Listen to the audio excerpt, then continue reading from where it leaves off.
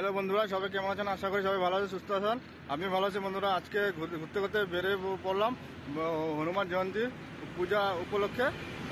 তোমাদেরকে আমি দেখাতে চলছি NH-27-এর পাশে মন্দিরটি নতুন করে বানানো হচ্ছে। চলো তোমাদেরকে আমি দেখাই।